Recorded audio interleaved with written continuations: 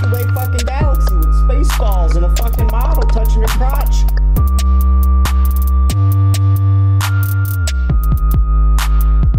Yes, it's a green screen, sir.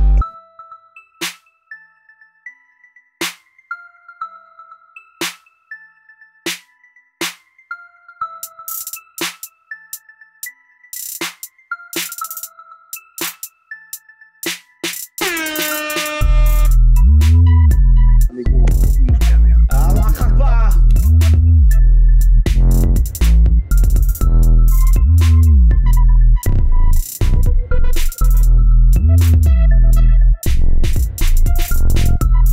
I know I should make highlights. Hey, what you jerking on over there? Hold on, I can't see it. I need a little bit more lube. Oh, you skipped me.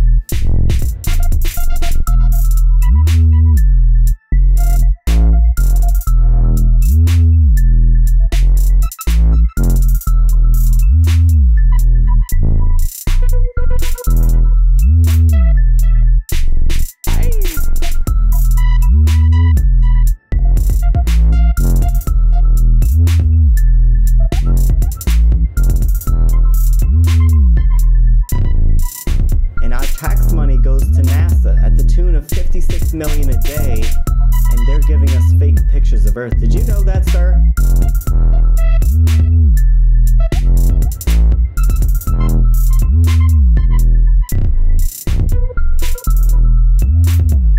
Who that knocking at the door?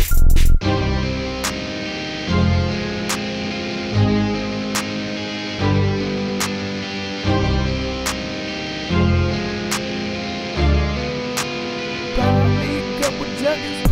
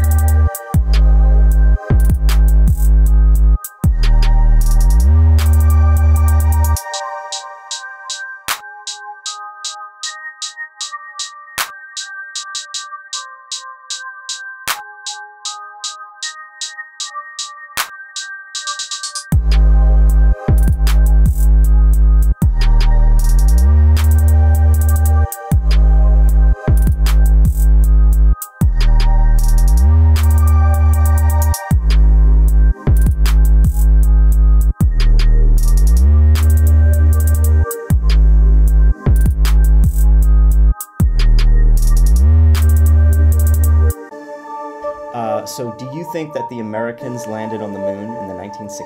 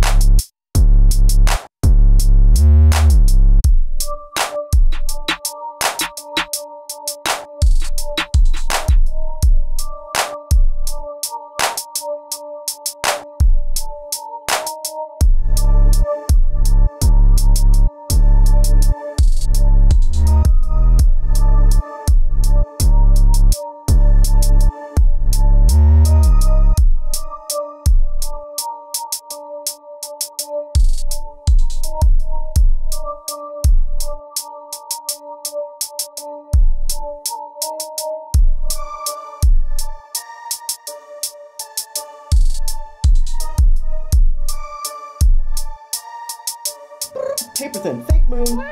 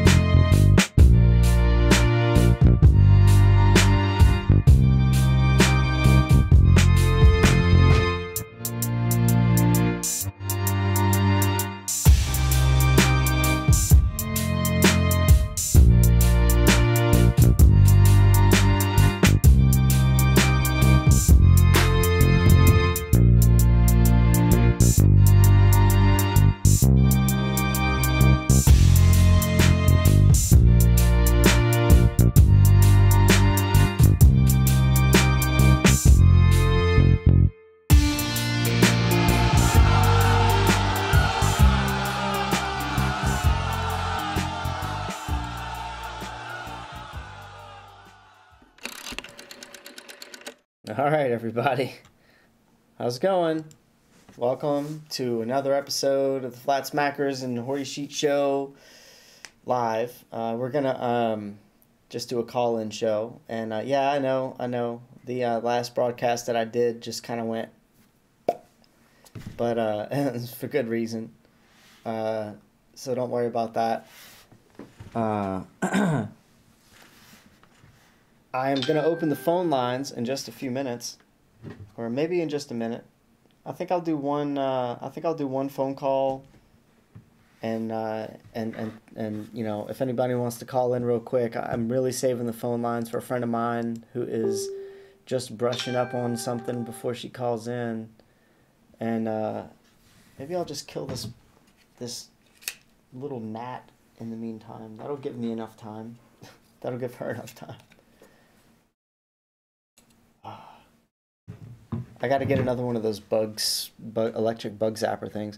Anyway, guys, I hope you are all doing good here. What we're going to do is just, like I said, a call-in show. And maybe after that, I don't know. Maybe after that, a little something else. Just because the last show got deleted abruptly, but we'll see. We'll see. Can't make any promises. Hey, he's back. Yeah. If you guys want to call in, if you have anything interesting to share, let's do a quick phone call. 504-264-3609.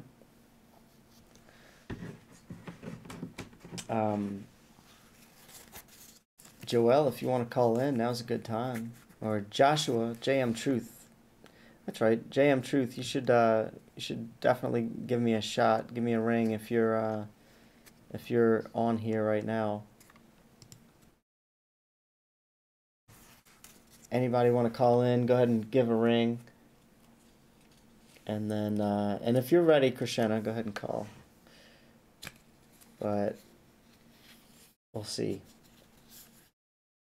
Morgal, I know. I just heard Morgal is in jail. Let's. In the meantime, we're gonna play that because that's breaking news. Morgal is in jail.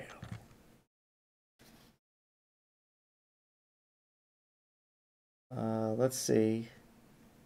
Let's see what happened.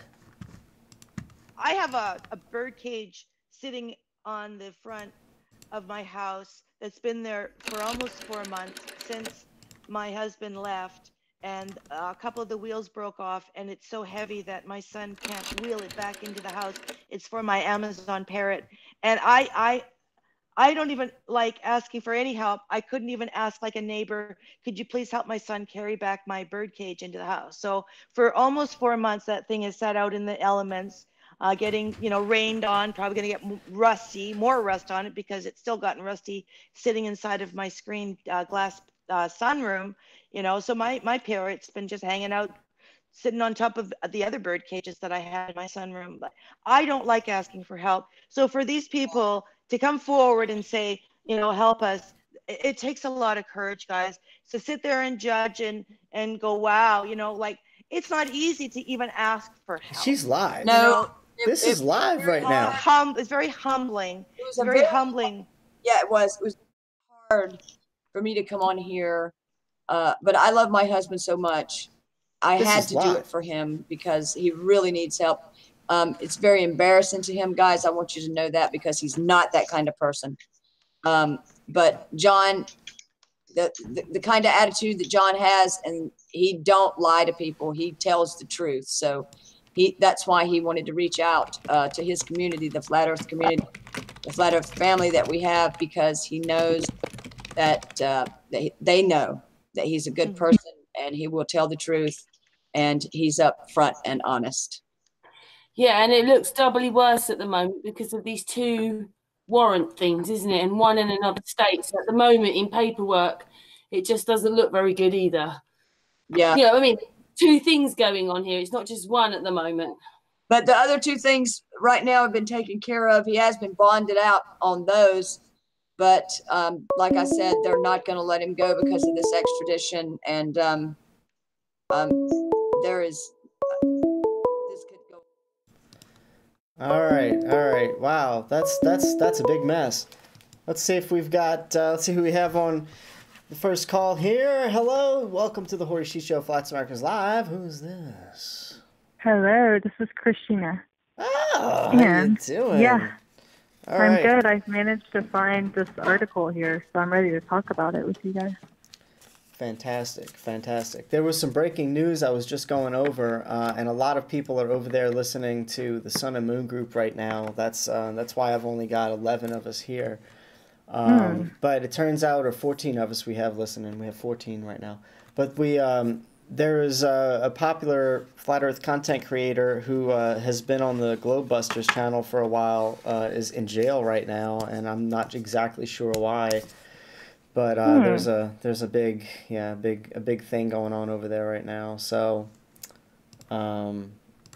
that's that. But we're gonna do our thing here. If anybody wants to check up on that, that's going on the Sun and Moon Family United channel. But what we're gonna talk about here is that ancient map that was discovered that showed more continents. You wanna tell us about this a little bit? Yeah. So this map, it's an ancient Asian Buddhist map that shows 30 continents beyond the ice wall of Antarctica.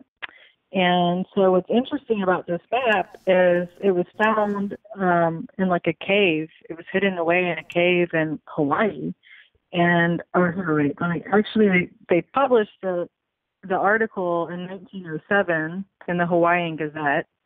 So this was like apparently back in that time that it was published, it was okay to put in a newspaper things like, flat Earth theories and whatever. But anyway, so as I'm reading through this article, it's interesting because they're saying that this map was several thousand years old. So that indicates right there, if they found a map that's that many thousands of years old, then somehow these Buddhist monks were able to, like, you know, maybe travel there. Maybe they weren't bound by the Antarctic Treaty, and they were able to go out in their boats or whatever they did and explore these other continents, because it seems pretty interesting because the continents are like the same size or larger than our continents.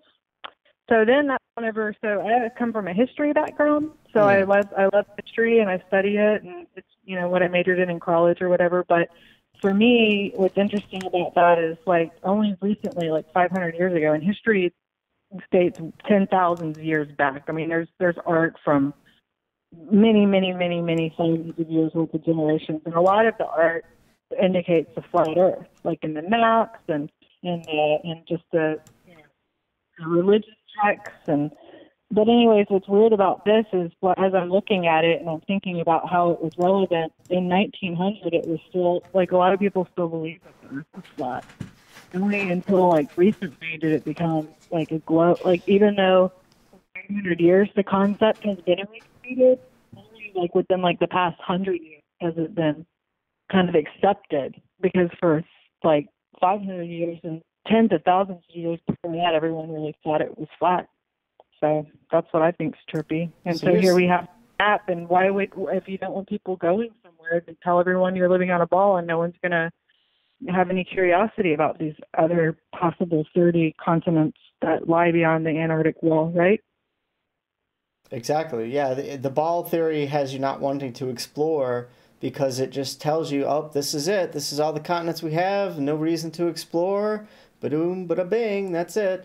And that's a problem because, I mean, we know that there's the Antarctic Treaty that's not letting us go to the edge of Antarctica. If we go south, we're going to reach an ice wall, apparently, and we can't go there. We can't explore past there. If you look at the AE map, all around the AE map, the sides of the AE map, there's different little land masses. They're named all kinds of different things. I think some of them is like Rockefeller Mountain and stuff out there. Yeah, I've seen that before. That's right. Yeah. So they're definitely trying to prevent exploration. So what's interesting to me is, like, perhaps like whenever they made this map or the other one, that, you know, obviously that treaty clearly wasn't in place back then. So maybe they did have the determination and the survival skills to travel through that ice over to something that might not be too far away on the other side, right?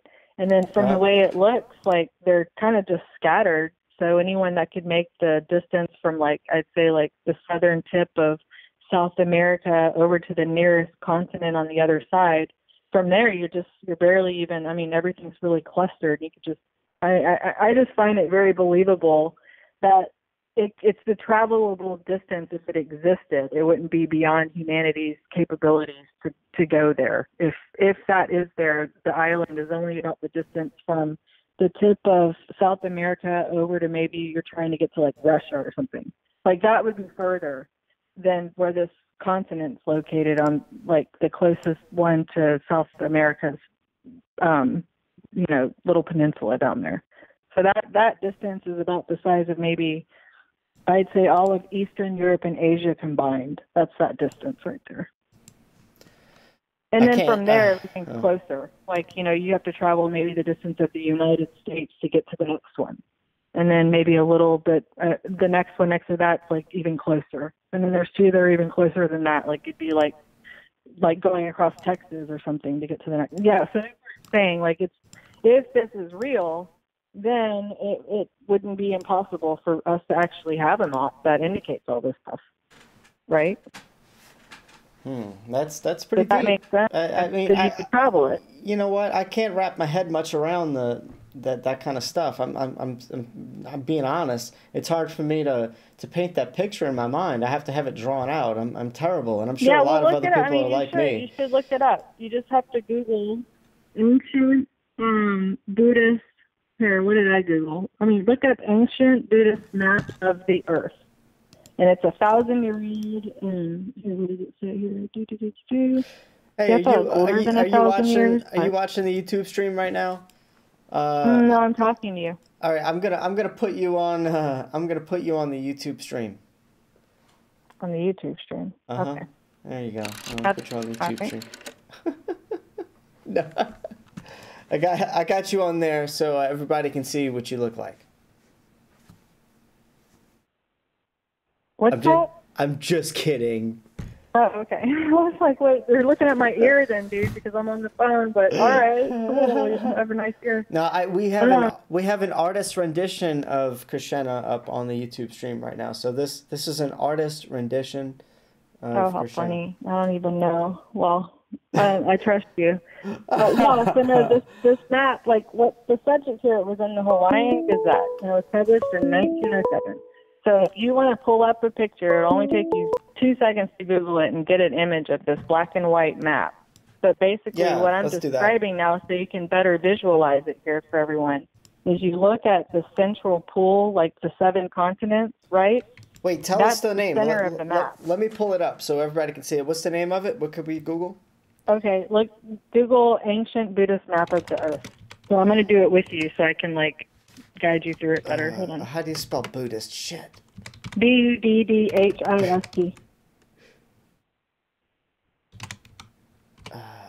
Map of Earth. Buddhist map of the Earth. Yeah. There we go. I got it.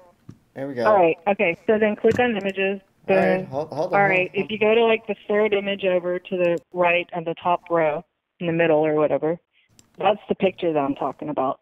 All right. This is what she's talking about right here.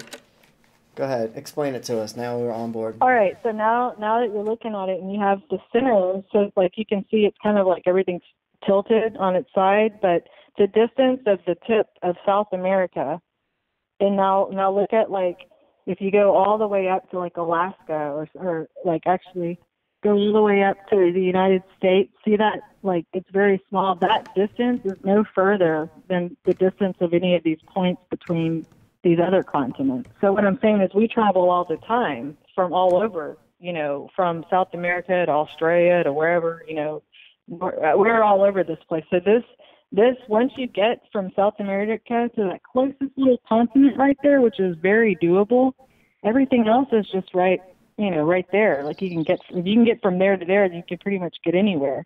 So that was my point. It's like I can see kind of like if we were allowed to actually explore, how would it be impossible? Like if this map was based on some trees, how would we ever know? We're not even allowed to look. They don't even want us to go. We're not allowed. Like, maybe that's why, because there's all this stuff out there they don't want us to know about or to travel to, right?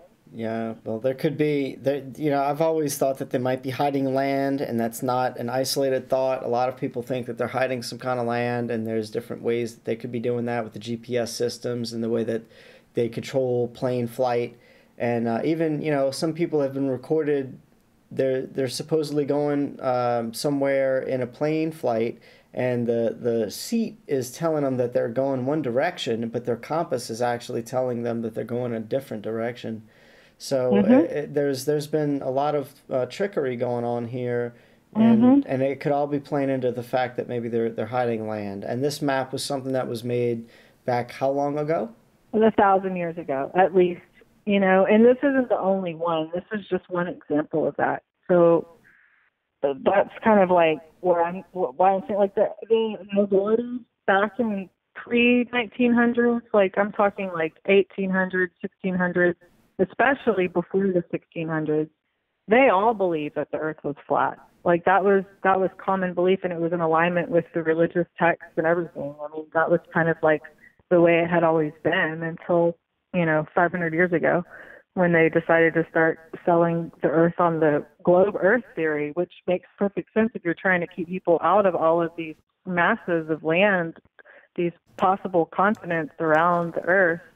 Well, what better way to do that than just tell everyone that there isn't such a thing? We're on a go. Like, it's actually brilliant, really, if you think about it. Like, that's the perfect way to have people not think that there's anything to explore.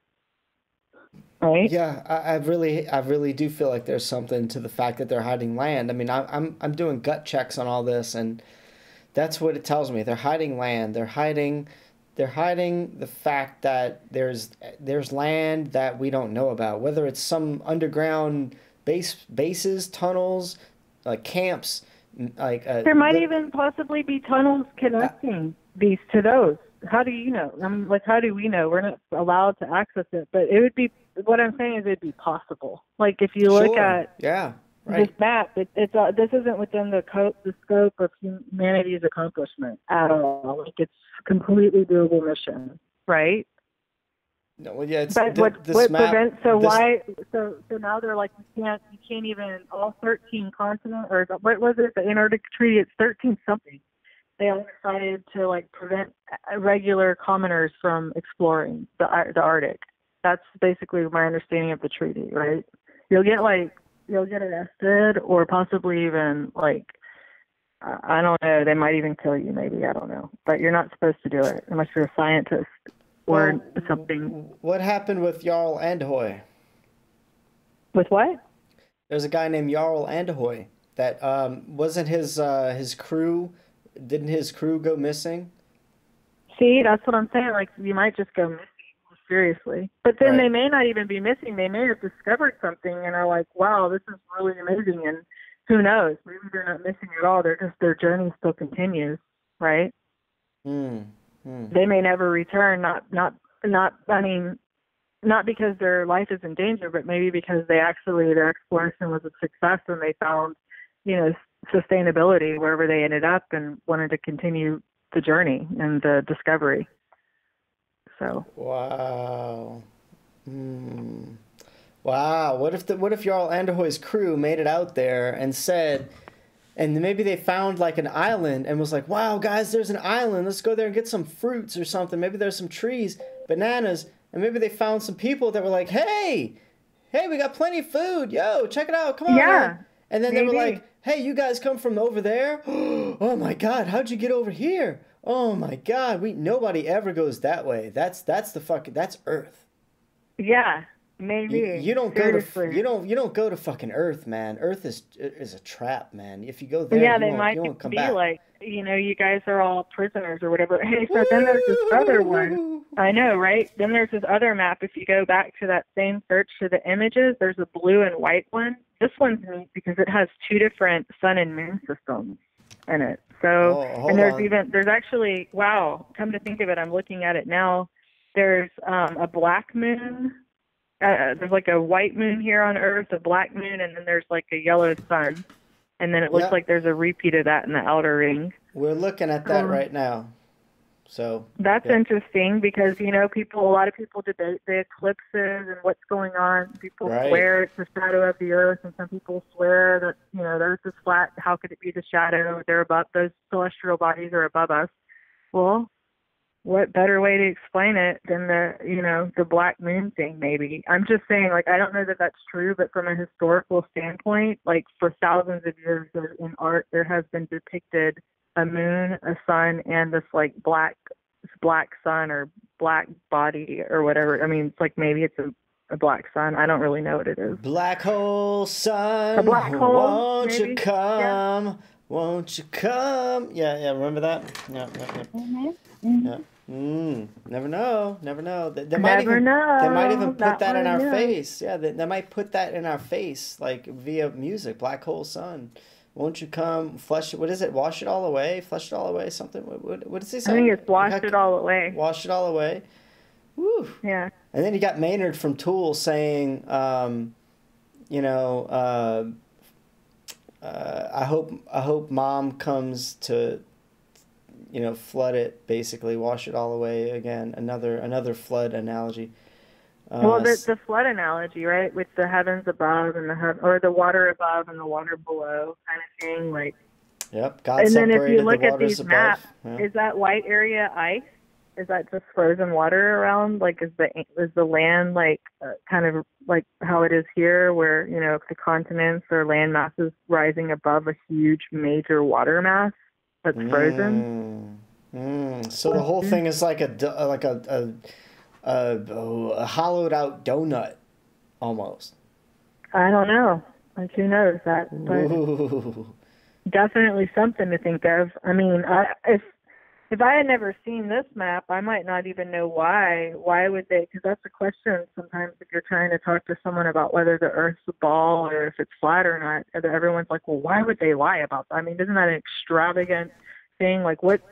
Well, here's why. I mean, I think this is a great reason why right here. It may not be the only reason. It may not even be a real reason, but it's definitely something that if you don't believe, then how do you not, have you tried to explore it yet, or do you just not believe it because it's easy to not believe something that's uncomfortable? Like, I don't not believe it because I haven't had the permission to go and prove it otherwise.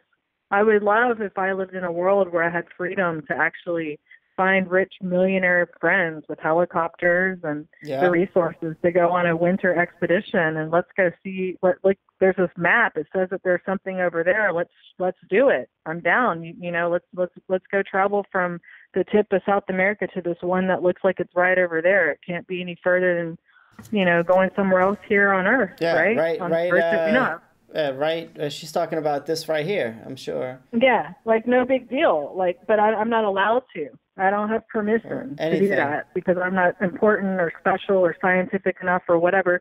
So my liberty of freedom and exploration as a human being on this, whatever it is, has been taken away. So now I don't even have the choice to really make an educated decision on whether or not it's true or not because I'm not even allowed to know. Yep. Thank you, Antarctic Treaty. Through exploration. Yeah. Thank you, Antarctic Treaty. Mm-hmm. Yeah. So that's where I'm saying, like, points. Nobody really knows one way or the other because we're not even allowed to even try to find out if we want to. Exactly, and that's some very great points to bring up. Did you want to talk about any other points? I know that there's some other things you wanted to talk about. Or did you want to have anything else to say about the map while we had it pulled up? Well, you know, the main thing I like to talk about is the water. So, like, the water curving, I'm still having a really difficult time proving, since this Earth, according to everyone else that thinks I'm crazy right now, that it's some ball. No, we're all on show me board. The curvature. show me my frozen lake with curvature. Like, give me my 30-mile long frozen curved lake, because last time I checked, they're always flat. There's no curve on the ice. The ice is, you can get a laser pointer and like hold the laser pointer exactly 2 feet or not even that far, like a foot above the ice. And if it's a flat area that has no elevation consistently from point A to point B, then that laser should reach the end of the lake, right? I think I even saw more recently, you could Google this and look it up because I did read about it. This did recently happen where they did the laser test to try to prove the curvature of the water, and it turned out that they couldn't. Just saying. There was no curvature, and it was like documented, like it's an actual for real scientific study that can't be disputed because, I mean, lasers don't lie and they don't bend. Which experiment are you talking about? There's been I'd have to Google it to tell you about it. It was a big laser, I want to say it was a 30-kilometer or maybe 30-mile long lake. They were looking for the bend. They were trying to prove, you know, based on the scientific model of a ball Earth, you cannot, theoretically, it's impossible to have a laser go straight and parallel above the body of water. I mean, now what lasers bend too, the light bends too now. I don't think that that's even possible, is it? What do you think? Can light really bend too, or I mean, because the point that I'm making is like whenever. Well, wait. Science says science says that you can see. You could point, if you had a powerful enough telescope, that you can point it out and see over the ball all the way back to the own back of your head. And that's what science says. What? No. Do you think no, but if they say if certain refraction elements are met, if certain elements are met, that's how much light can bend. And I'm like, I mean, people believe that, and I don't, because that's stupid. But mainstream science will have you believe that you could see all the way back around the ball and back to the back of your head. That's absolutely ridiculous.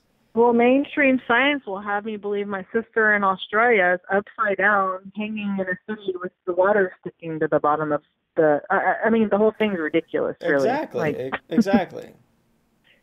Okay, so here, flat Earth laser experiment.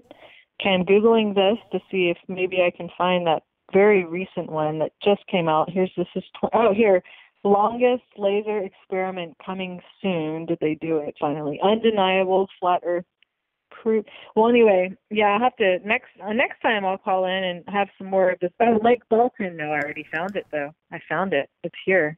Yeah, so you got to Google Lake Balaton, Balaton, laser experiment to determine the curvature of the Earth, if any. The woman they did it. Caroline, the one I'm living with right now, she went there to that one. She was there with all the people doing that with them. Yeah. That is so cool, really. Awesome. Yep. Yeah. So what did she learn from that? Tell me about her experience. That sounds really neat. She learned, I mean, everything is public now. What happened was they discovered I did an episode on this on my show recently. I guess it wasn't recent. It was a while now, but what was it? Was it National Geographic that was there? There was a big mainstream TV show, TV organization that was there, but what it amounted to was that the flat earthers were able to see the balloons first, and we were trying to say that we could see them from ground level before they were launched, which totally eliminates the experiment. And then the whole thing was like, oh well, let's go ahead and launch them, and then now we can see them, and that's what was recorded.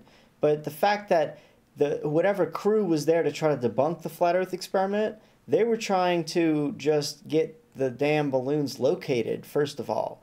So that's how it all started. They were trying to figure out where the cameras had to be pointed, and when flat earthers located the balloons before the balloons were launched up at all, I mean, come on, that eliminates the whole damn experiment. And so, so that's what happened. Well, I mean, that's because it's flat. Like, you can't deny exactly. the fact. Yeah, exact. That's what happened. In case you didn't know, if you didn't get the memo, yeah, that's what happened. That was beautiful. Nathan Gonzalez, Josh Walker, and Caroline was there, and even Patricia. I think Patricia Steer was there. Was she there? Was Patricia there? I don't know, guys, but Caroline. They're looking to do something else. If not, they might have done it already. I just get so mixed up. Yeah, well, according to this, I'll have to Google this now. It says the 14.3-mile laser experiment will be held August 15th and 16th. So that must have been what you're talking about. It was at the Lake Balaton. So here, I'm going to just paste this and see if it pulls up the results from August and see. I mean, I'm assuming that it, based on what I've already almost remember hearing about, it was a success. Like the laser experiment proved that that the water doesn't bend, right? Is that how it, in conclusion, is that what they discovered, or no, am I missing it? You know what? I'm a little bit intoxicated, and I don't remember if I covered this one or not on my last show. I have to look at my notes. It's okay. It's cool. Here, I'm pulling it up. I found it here. Here, I'm Googling it. Lake Balaton laser experiment to determine the curvature. Okay.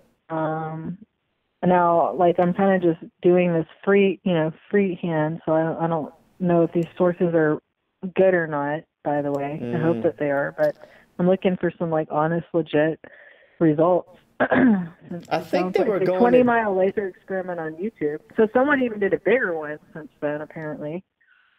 I think they did a 14.3-mile laser experiment. That's the last one that I covered.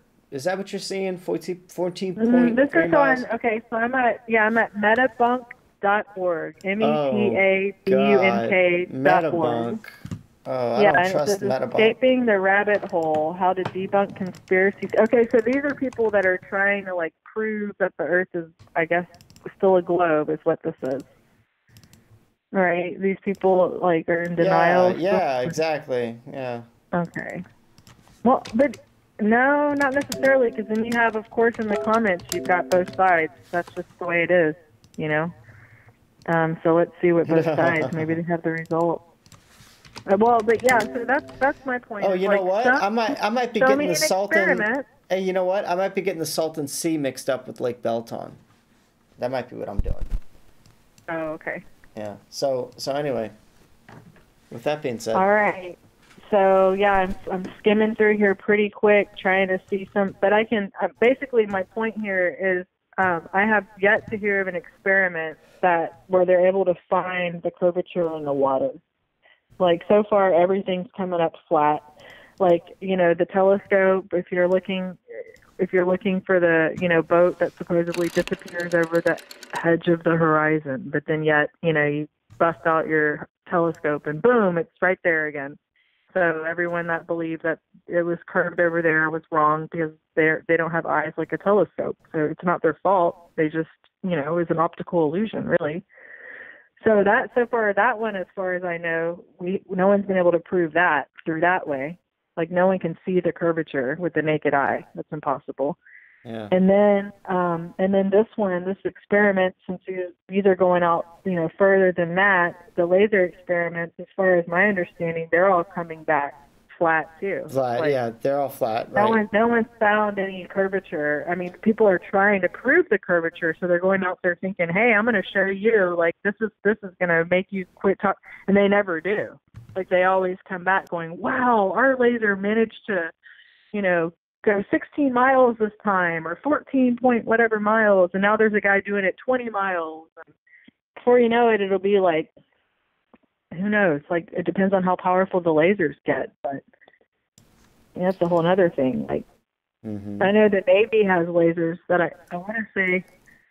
But some of the Navy here, let me look it up. Isn't there like 100-mile laser or something like that? Like gun for the Navy, 100-mile laser. I wouldn't doubt it. That there's so how do they do that? Like how does that curve around? Exactly. Underneath. You know what I mean? Like 8 inches per mile squared. Yeah, there's that's ridiculous. That's ridiculous. But this is 40 miles, not 100. Okay, I got a little crazy. 40 miles. That's still oh no, this one says 100 miles. Actually, they have it.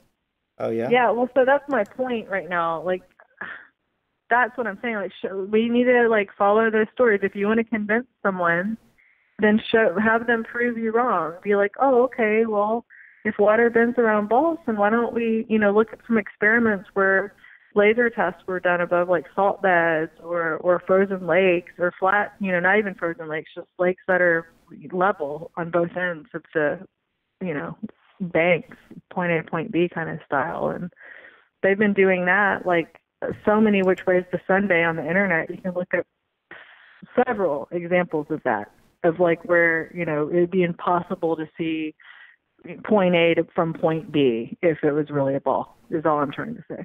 So that's another big one that I think is very convincing and hard to refute. Yeah, what do you think about the sun mirror experiments? Mm-hmm. You haven't seen that? You haven't seen that yet? I did that. That was the latest thing on my last Flat Earth Digest episode 10. I was showing the experiment that Josh Walker and Nathan Gonzalez and them did with the mirror. They had a mirror down at sea level, and they were how long was that, guys? Tell me in the chat room, how long was that? Was that the 13-mile or something? 11 or 13-mile experiment where they had a mirror and they were reflecting the mirror's reflection from one end to the other end of wherever they were doing it, and it was really. Yeah, it's like, it's like the laser will diverge. The laser's beam will, get bigger or smaller. It will get bigger. It will become to where you can't even really see it. But the mirror, because it'll eventually. That's right. It was 13.9 miles. I'm getting the chat right now. Thanks, Flat Earth Dude. And so what happened was, the mirror is going to be like a direct beam of reflection. So it's different from a laser. It must be. And this is like kind of brand new, right on the cutting edge of things like the whatchamacallit, the infrared stuff is right now too. So we're doing infrared long distance viewing experiments, and we're doing this mirror experiments now. So yeah. Wow. Yeah. See, that's what I mean. That's right. So with all these experiments, eventually, at what point do people at least open their minds to entertaining the idea where, exactly. Their own curiosity alone will have them, trying to figure out, prove it wrong. That's how my journey started. I was trying to prove it wrong, like everyone else. Like I'm like, no way, I can show you in one afternoon why the Earth's a sphere and we live on a ball. And yeah, exactly. And then the more you research it, the more you're like, oh my gosh, I can't do that at all. No, that's what it turns into very quickly. You go in laughing at it, and all of a sudden you're like, I can't laugh at it anymore. Oh. Yeah, and that's when the fun starts. And, it gets to be interesting and challenging. But that's why these experiments are so awesome because, last time I checked, isn't that the scientific method? You establish a law whenever you have a hypothesis and you have the same results twice, then it becomes a law. Isn't that right? Like the indisputable truth. All truths are laws. Do I have that wrong? I don't know. Right? I don't know. I'm not sure. There's something about like if you have an experiment and you can prove it with like repeated results, then it becomes like either a law or a truth, or maybe they're the same thing. It becomes both. But it's no longer a theory. Theories are the ones that can't be proven. So, like, for example, no one can prove that water wraps around balls yet. People just believe it because that's what they tell you. Right. So nobody can actually go out there with, their devices and their plan and execute proof at the end of an experiment to show curvature around. As far as my understanding, there's no proof of that. It's still a theory. So from what I'm reading on the internet here, it's definitely experiments, tons of experiments from all over the world are being done with lasers and now apparently mirrors or whatever, but definitely with laser pointers that are showing, no curvature, or either that or it's way, way, way bigger than they say it is. That's my argument is that if we're able to see stuff pointing a laser or pointing a mirror from A to B on this scale, given the measurements that we're given as Earth's, size, either the damn thing is not that, either it's bigger or it's flat. One or the other. Right. It's one or the other. That's right. That's how I feel too, because, show me. I'm open to it. If someone thinks that what I say doesn't make sense or that I'm wrong and they have proof of it, I'm so curious to see proof of water curving, like on a frozen lake, on a salt bed. I don't know. Like, there's got to be a way where that connection, that experiment is out there and they've shown it. Because everything that I've seen is the contrary, and and that's why I'm going to believe what I believe. Because if I'm seeing one thing that's showing me. Like these people that are saying like, oh, I can see on a clear day, I can see, a place that's like 80 miles away, then that's impossible. If it's a ball, done. Like, that's just not possible to see 80 miles away or 50 or 30 or whatever on a clear day. Anyway. Yeah. Exactly. Unless you're like on a super crazy, super tall building, but these people are like on the beach, on the beach looking out. There's only so much there's only so long they can go with the excuse of, what Bill Nye said was, if Earth was flat, you could see as far as you wanted. And I'm like, no, that's not true. Like perspective and atmospheric lensing and smog and all these atmospheric effects like rain and dust and who knows what else could get in the way. There's so many different factors that come at play when you're talking about seeing from point A to point B. And a lot of times the people that make these debunking videos saying, look, here's a telescope video. I'm looking at this building far away. And look, because I can't see the bottom, that's why the Earth is round. And it's like, no, idiot. It's because atmospheric lensing makes things bigger, which in essence distorts things to make it so that if it becomes bigger looking to you from where you are, it essentially cuts off the bottom of it. And that's where that's the disconnect a lot of people have. But you have to show them a really good video. Rob Skiba does a great job of this on his channel. I don't know if you look at Rob Skiba. Do you listen? Yeah, I've heard about it. Yeah. So, he gets into it. He also does videos on how you can see sunlight reflecting on the bottom of clouds during the sunset, which was a big hang up for me. Once I did enough research. Yeah. I did enough research into this. I was like, man, okay, I think I was like 6 months in. That might have been the last thing that really tipped me over towards flat, because I was like, okay, what about these orange looking, purplish looking clouds, and the sun is supposed to be setting? Is that the sun going over the ball and illuminating the under part of these clouds? Like, ooh. And then I saw Rob Skiba saying, no, that's the sun can actually, the sun's light can actually bend and appear as if it's coming from under these clouds due to the atmosphere or due to a lensing effect. And I was like, whoa! And I mean, to see it demonstrated so perfectly, it so while you're talking about this, it's making me think about this other thing that, like, I have to talk about, where you're talking about light bending in atmosphere. So this was a really weird conversation I got into a while back with a really intelligent friend of mine. He's actually, ironically enough, he's a rocket scientist. Anyway, and he invented flying gyrocycles, these like flying motorcycle helicopter bike things. Really, really cool guy. Well, conversation we were having, ironically enough, was about, so basically he was saying, like, you know, I'm talking about flat earth with them or whatever, and so he was mentioning a really weird point that I'd never considered, which is the only way we can even see anything in the first place here, light or anything, is because of our atmosphere. So in science books, they tell us that there's a vacuum in space. Vacuum, to me, as an interpreter, that what they're telling me is that means that there's the lack of atmosphere. A vacuum would be like the opposite of atmosphere, like there's no atmosphere or something.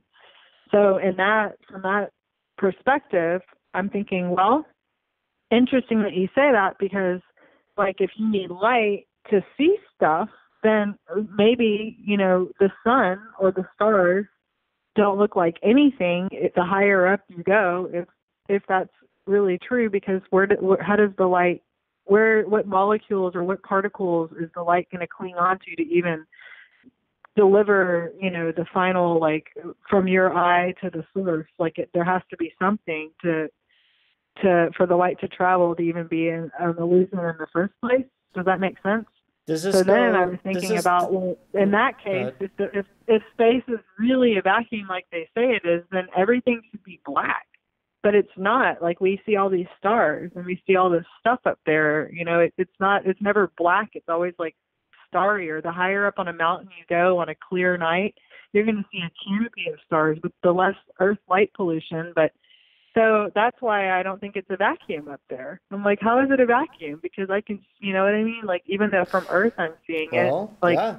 What if like from airplanes and then from even higher from an airplane, what if like a special rocket, like hot air balloon or something that can go super, super high, and they're still seeing stars and stuff. So at what point did they decide it was a vacuum anyways? Because how do you even know that if everything doesn't black out at some point and go black? Yeah, my stars just appeared back on the background right here. I don't know if anybody noticed that watching the live stream, but the thing is, like, some astronauts, half of them say that they can't see the stars. Half of them say it's a complete black velvet night sky. The other half say it's perfectly shiny like a diamond and stuff. But so what is that's it? interesting. That's what I'm curious. So what is it? What is it then? Yeah, all I know is if we send up a weather balloon, I don't quote me on this, but it could be 30-something thousand kilometers up, we finally see the stars disappear via our camera that was sent up on a weather balloon. So the camera goes up on it. Yeah, unless you put a yellow film over the camera, we can't see the stars unless you have a yellow film over it after 30-something thousand kilometers or feet or whatever it was. So that's interesting. But that doesn't mean that the stars don't exist. Yeah, by the way, no, it just simply means that without atmosphere, you can't appreciate the starlight in the first place. Exactly, and they say that the film that is put over the camera, which is some orangey yellowish film, that's supposed to mimic, guess what? Earth's atmosphere. Atmosphere, right? Exactly. Yeah, so those are all really cool things to think about, you know, like what mysteries to be pondered and hopefully solved a bunch of times, because if it's the truth, And if it is a law, a scientific law, then these experiments will only grow and become more and more extravagant. And, yeah, like eventually at some point, something's got to give where people are like, okay, it's official. Water can't bend, guys. We can't have ball Earth anymore. The water, everyone knows that water doesn't bend. Like, we can't convince them anymore. And guess what? Guess what? Did you know Michael Tellinger did a video I just watched recently? NASA seems to be saying that Earth is comprised of mostly water. I'm sorry, space is comprised of mostly water now, and even stars have been seen to contain so much water that they could be, they are actually able to replenish our oceans here on Earth. That's how much water they have. Stars are supposed to be what? Suns, right? Stars are supposed to be distant suns. They're supposed to be, but they sure don't look like them. I mean, I've looked at some weird stuff through my camera lens and like just blowing them up, and like on the internet with those P900 cameras, people are live streaming like these stars that are supposed to be suns, and they are everything but sun looking. I mean, these things are amazing and beautiful and weird and just not sun-like at all, really. I don't know what that is still.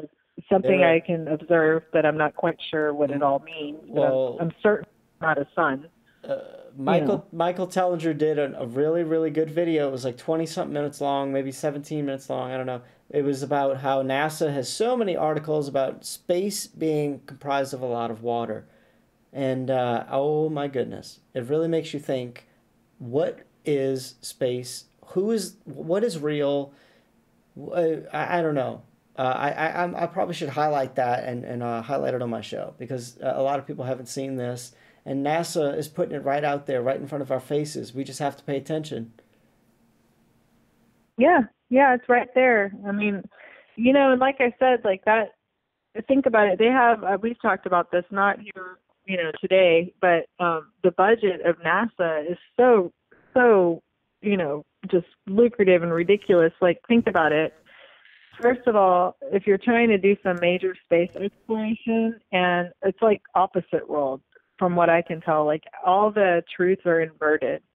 So maybe they're trying to say, hey guys, we're going to send everyone out to space, which is the opposite. You don't think of water, you think of like air or something, or no air or whatever, but it's not. Right.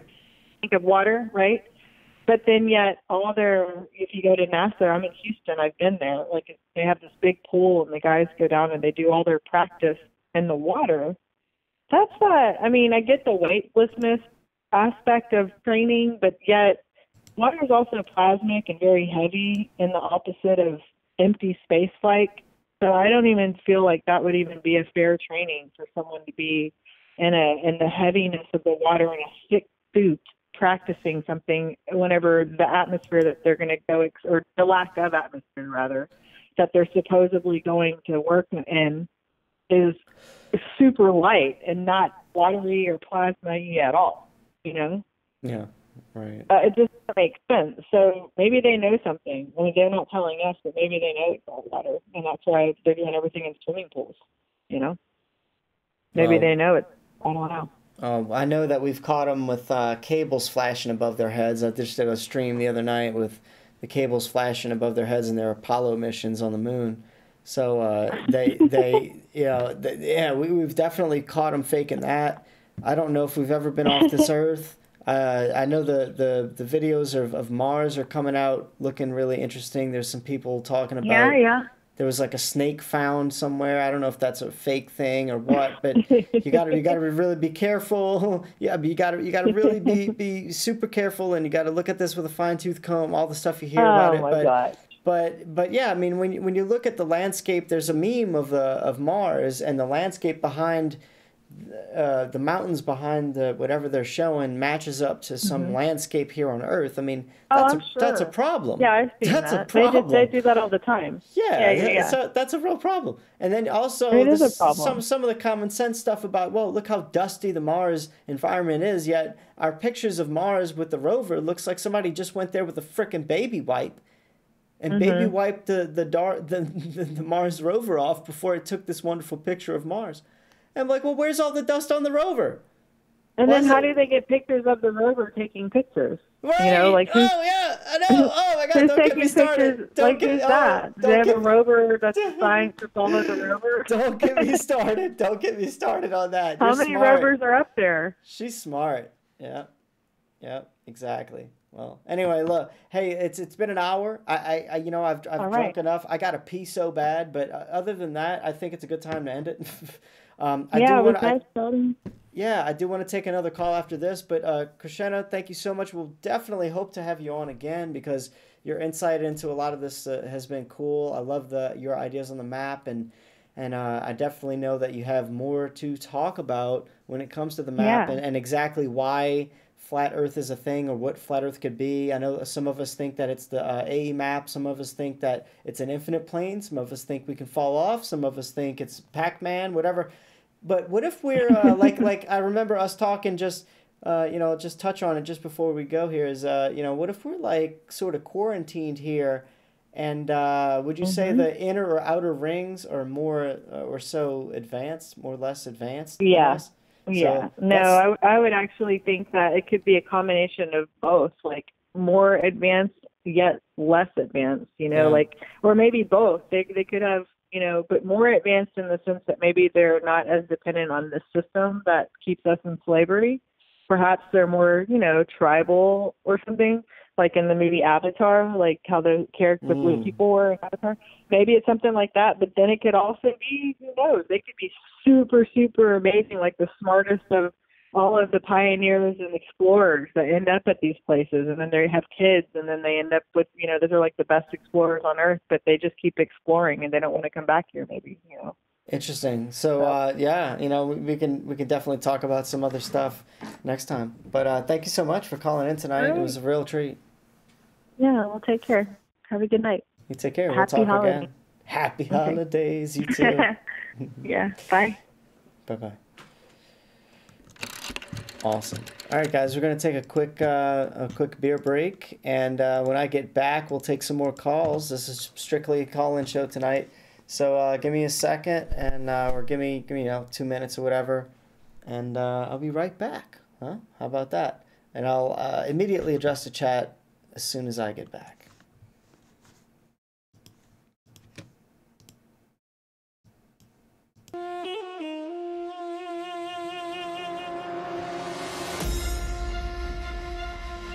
These mortals have awakened the gods of old. We rise from our slumber to reveal our true power. Focus fire.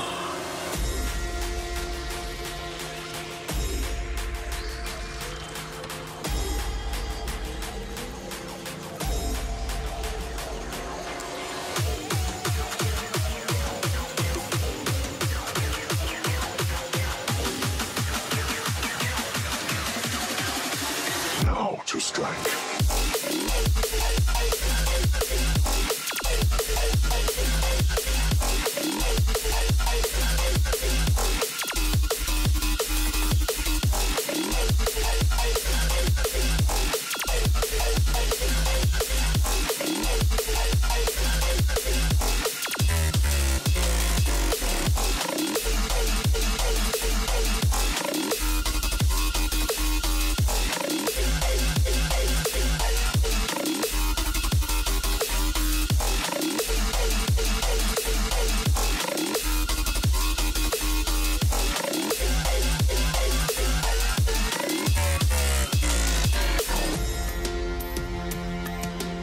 These mortals have awakened the gods of old.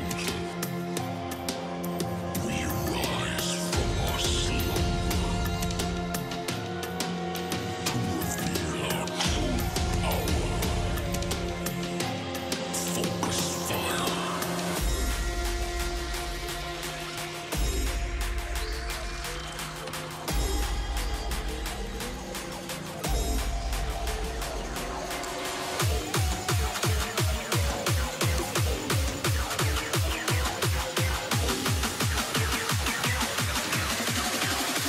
Now to strike.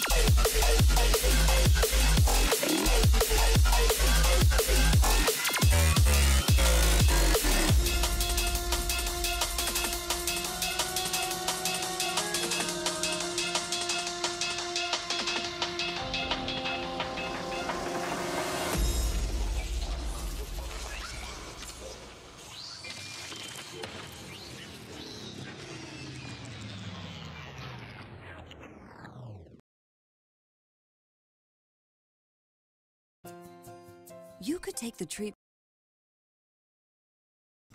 All right, that was perfect timing.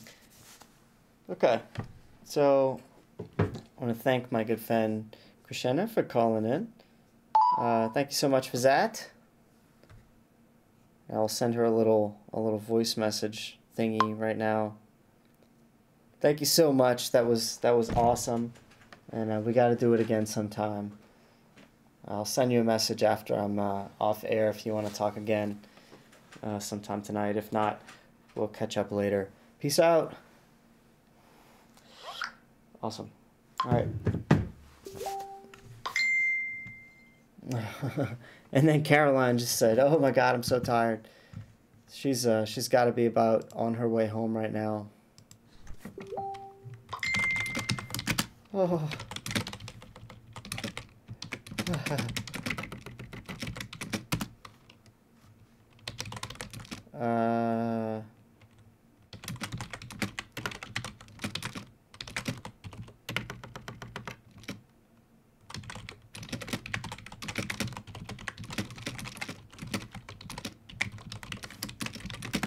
All right, I just put in a Taco Bell order. All right, here we go. Woo! Yeah, I wanna check up and see what's going on with John the Morgile. Something's happening there. He's in jail right now, so I'm gonna keep him in your prayers.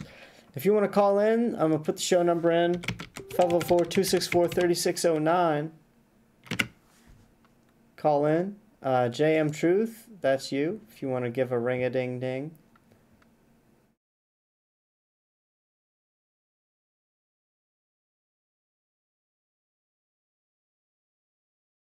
JM Truth, call in. Let's see what you got going on. I know you have something else. Go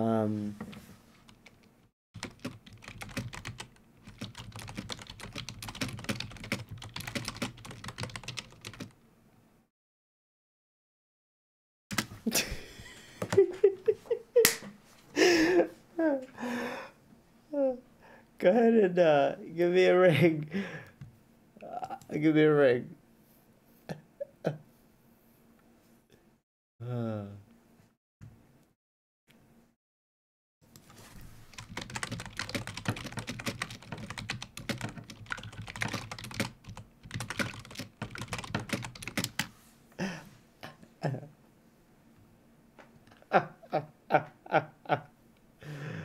All right, let's go ahead. Let's start this up. Come on, you gonna ring? There it is. All right, 406. Hi, you're on the air with the Horseshoe Show, Flat Smackers Live. Who is this, and what you got? Hey, Rory, it's Joshua, JM Truth. There you go, man. How's it going? What you got for us? What have you been working on? Good, man.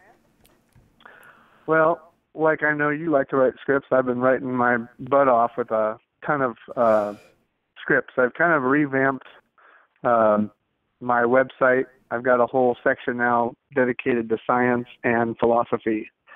So when you go to jmtruth.com, on the top bar there on the menu, it'll say science and philosophy. And so I've got a Science 100 class where I'm going to go through all the basics.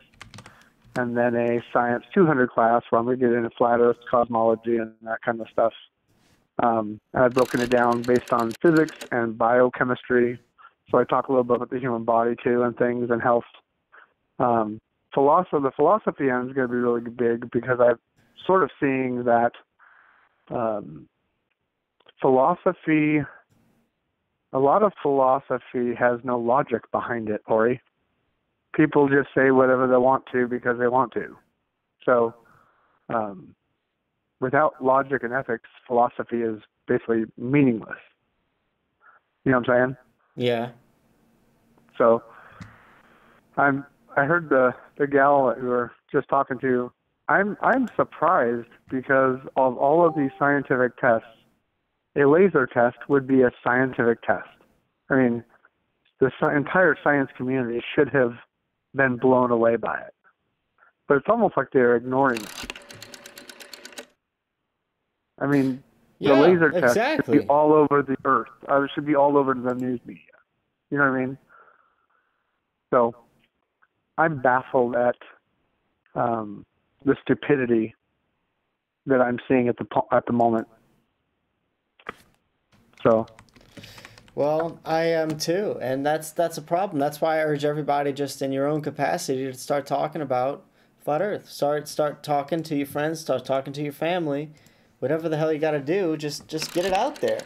Well, what I'm finding is, for example, my family. I have many times approached my parents on this, and I get back, well, that's your truth. That's not our truth.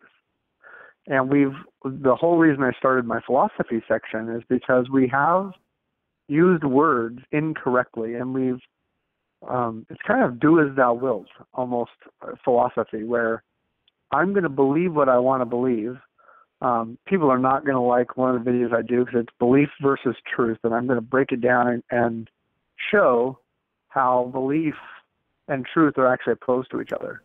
Truth is, as you know, something that is proven. If one of the things my parents will say sometimes, well, that's not your truth, that's our truth, not your truth, or vice versa. The problem with that statement is that means you can have multiple truths. The problem is if I through empirical data and scientific method and scientific data am able to prove X, Y, Z, and you believe A, B, C, what quantifies the actual proof? So right now we have the ball earthers and the flat earthers. What I tried to tell my parents the other day is, if I can go out and shoot a laser across a 5-mile lake and establish that water doesn't curve, 2, that it's flat, then that should be considered empirical data. Now, one of my parents has a doctorate's degree, so she even outdoes me as far as education. But she is willing to accept that as long as it doesn't change her paradigm. Right. So there's a psychological issue here going on as well. So until we're able to, and my friend Rick actually said it best, I think, when he said, unless you're able to actually sit down and question yourself and say, are you willing to at least question what you believe or what you believe to be true? If you can't even do that, there can be no establishment of truth, because you're not willing to accept that you can actually go out and prove things. You know what I'm saying? Yeah, of course. You have a certain bias over things because you feel a certain intellectual superiority because you read it in the damn book. You have to take an exam. Right. Yeah. So I'm actually going to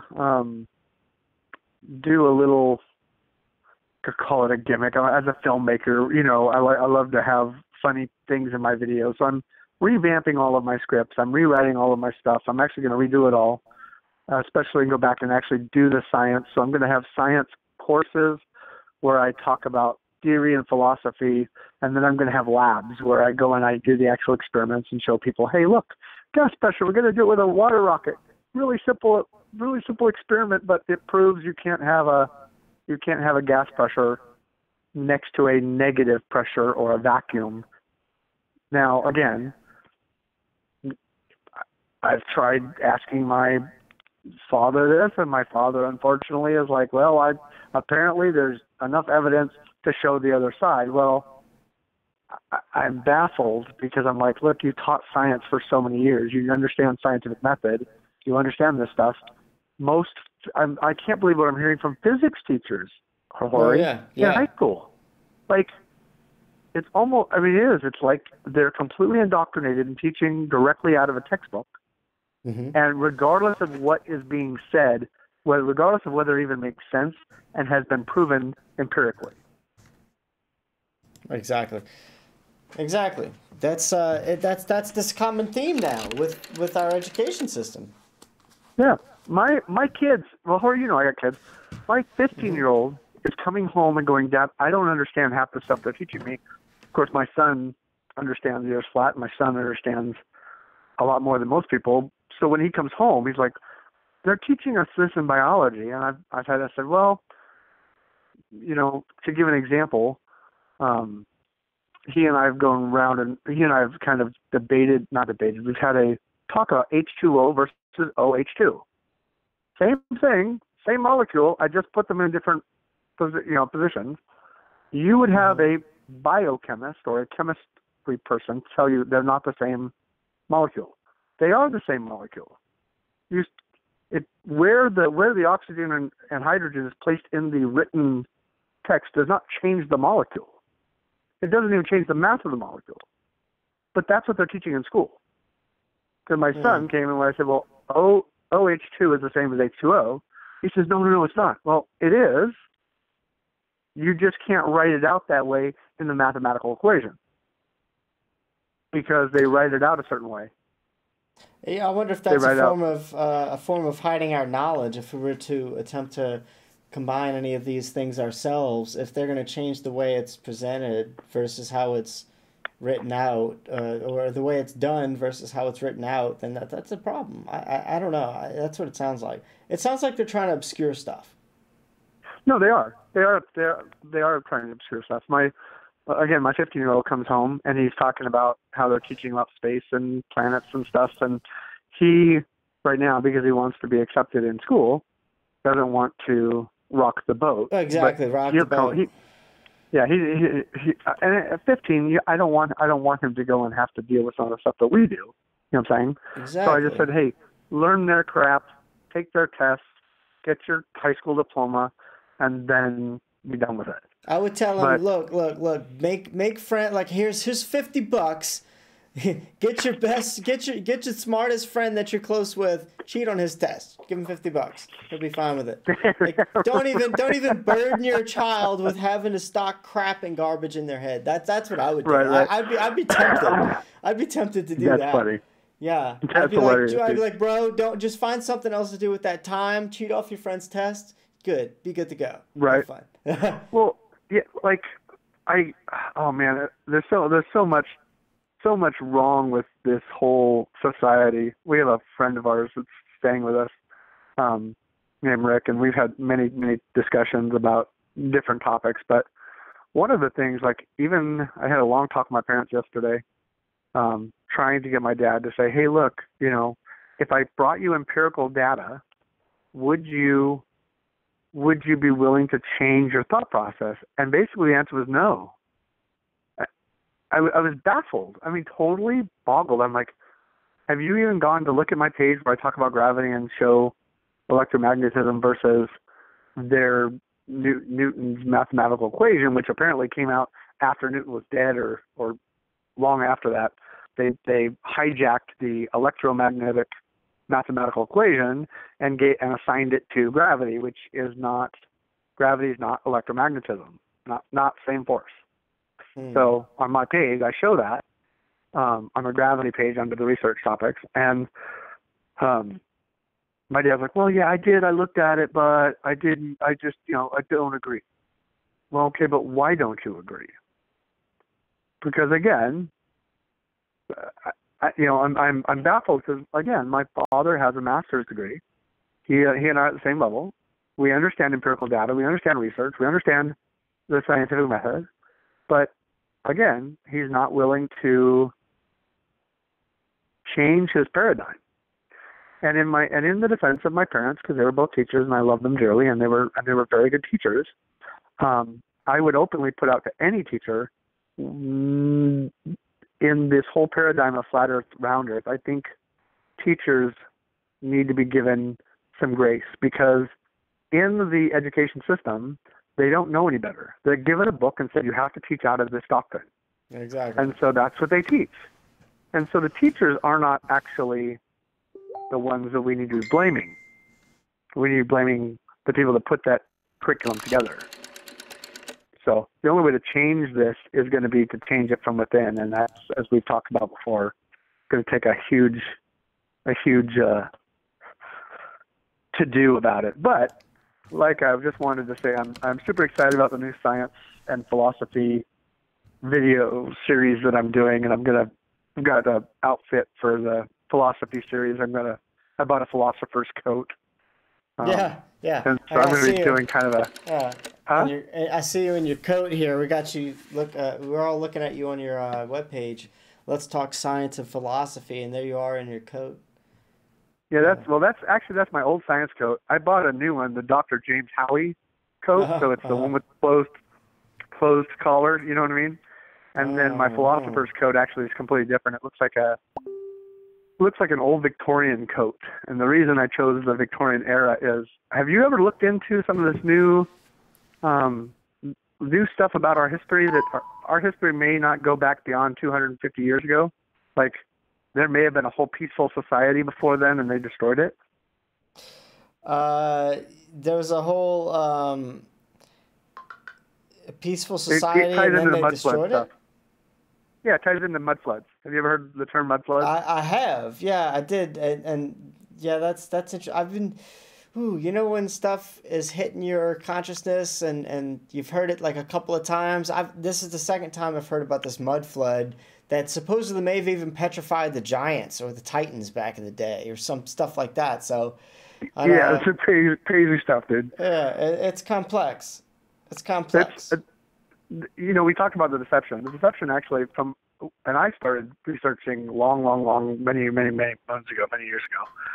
But the deception seems like it is far greater than, flat Earth is just the tip of the iceberg, dude. Like, we have pictures from 200 years ago, camera pictures from 200 years ago of giants. Actually, like, there's pictures of giants in the Vatican. There's pictures of giants. There's all this crazy stuff. Even like a lot of the stone building structures that are ancient may have been from a civilization that was destroyed, but not from long ago. We're talking like 300 years ago. And there's a lot of evidence because, these grand buildings with these grand doorways that are, 3 times the size of a man. Those doorways, that's not practical for human. We don't build doorways that big. Right, exactly. So you're talking about a building that was built for a much bigger person. Mm-hmm. Anyway, I'll send you some of the links offline here, and you can get to it as you can. But it's pretty crazy, dude.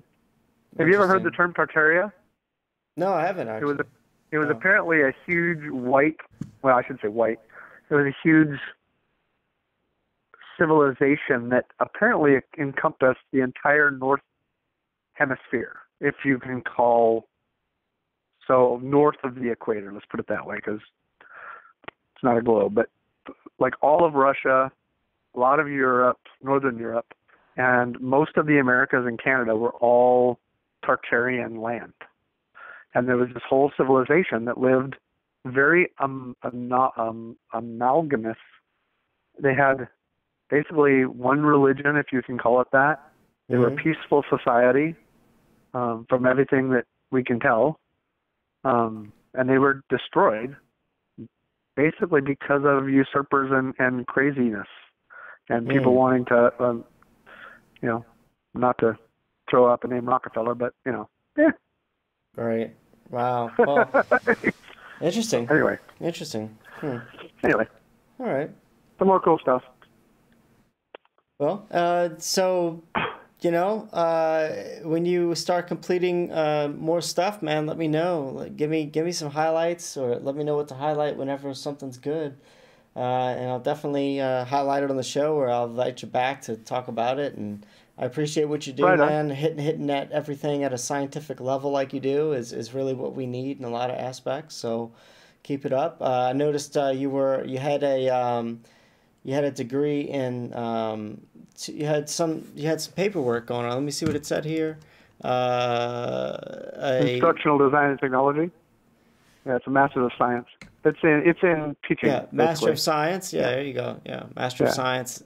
Yeah, Master and of then Science. even a Bachelor of Arts. So you kind of you might understand some stuff about how they're faking the space photos and whatnot. Oh yeah, my BA is actually in film production, and it encompassed the entire gamut of film production. So from beginning to editing, special effects, photography, and I have a whole hour-and-a-half documentary that I do where I tear apart NASA videos and NASA photography or NASA imagery in real time. That one, and I may go back and actually redo that and add some more new cool stuff that I've come across. But he's talking about how you've taken NASA.gov pictures and you've shown how they've been faked. That's what you're talking about. Oh yeah, you can disassemble them. Yeah. Yeah, right. Disassembling NASA stuff. Yep, exactly. Yeah. So good stuff, man. Good stuff. Really.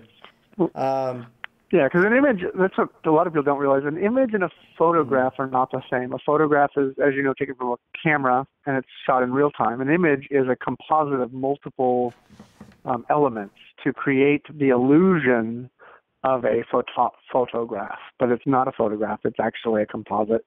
And you can disassemble them just as they were put together. And you can show that they're not... so they don't react the same way as photos.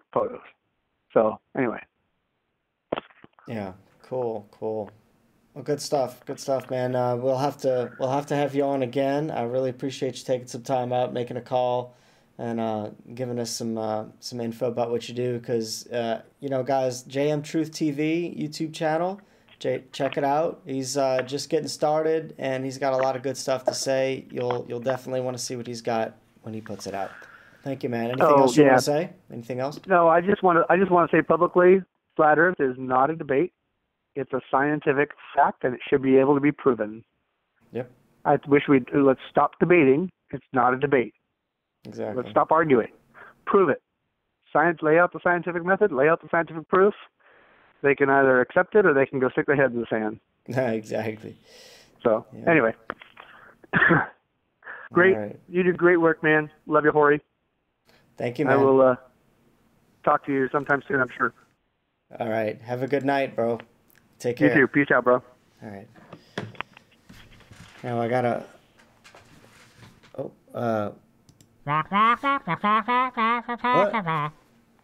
What's that?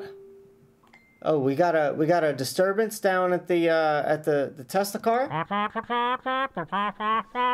Should I hop in and take care of that? Right, hold on, guys. All right, hold on. Oh, that was too late. Sorry, guys. We just missed it. We just missed it. Maybe we'll catch it next time. I'll get better at that.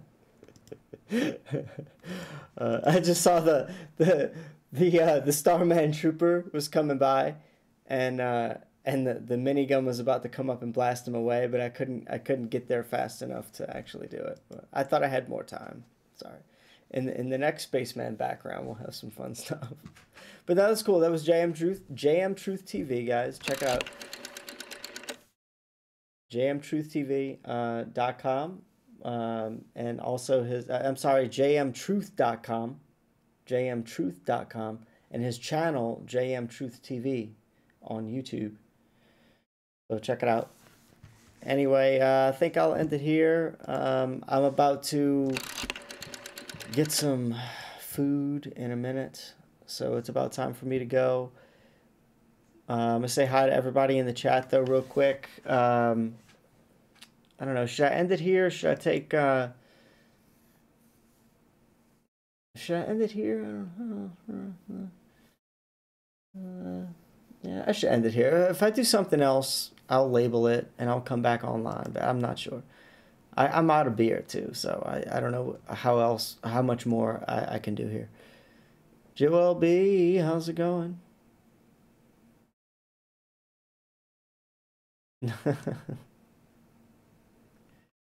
I'm just reading the chat. Take another call. Hi, Hori. Nice hat. Is that some sarcastic remark? It's just a little gray hoodie. But thanks if it wasn't. I do like wearing a beanie. The beanie look is good for me, except when I'm out in public, people think I could sell you several different kinds of drugs. So anyway, stick around. I think I'm gonna do one more call, so I'll put the number out. One more 504-264-3609. One more call, because there's something else I wanted to say before I left. At least I want to say, I'll do the next show, the Flat Earth Digest episode 11, where I'm gonna have highlights of the Flat Earth International Conference 2019 in Denver. I'm going to have the New Zealand event highlighted and the Amsterdam event highlighted. And I'm also going to try to do some new channel highlights. I've really been wanting to I've been wanting to get around to doing that. I can't talk anymore. Maybe I'm too drunk right now, but how's it going, guys? Hey, nice work up there. They never respond. They don't even wave back.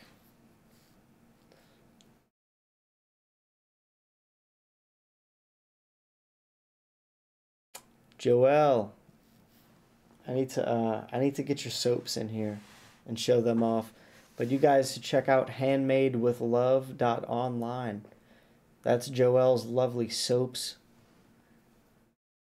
She sent me several things, and I got the smaller package. I didn't get the bigger package. I guess they couldn't put it in the mailbox, but it's upsetting. I'm gonna have to call the post office and ask them if they have it. I still have to do that. Stay on, Hori, says Joelle. All right, we got somebody calling in. There we go. Yeah. All right. Save the day. I was about to get off. Unknown caller. Oh, this will be fun. I'm listening to you. Hello? Hello. Why do you sound so creepy? Because I'm halfway to the moon. You fucking molester, go kill your...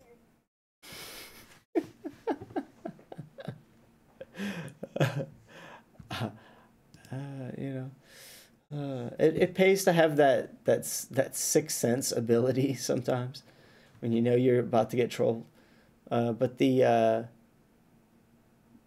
unknown caller thing really gives you away. Anyway, all right, guys, I think I'm gonna go. I'm really, really hungry. I'm really, really hungry. And if I get back on tonight, I get back on, but I can't promise anything. It's only 8 o'clock. I don't know. Just want to say thanks for the support. And look, if you're still in the chat and you're not already considering this, well, consider it. It is my Hori Sheet Show Patreon. It's $1 a month. That's $12 a year to support what I do as far as bringing the community together, flat smacking people and giving everybody the latest news on a weekly or bi-weekly basis. So if you like what I do and it's worth anything to you, hey, do that, or casually make a donation, a couple of bucks here or there, which honestly, a couple of bucks here or there is going to easily be more than $12 a year. Yeah. So, you know, easily it's going to be more than $12 a year. So consider that. Patreon is pretty cool. It's just, you know, an easy way to support what I do. So I love you guys, and I'm here to wake people up. You know, who's with me? We'll find out. Take care.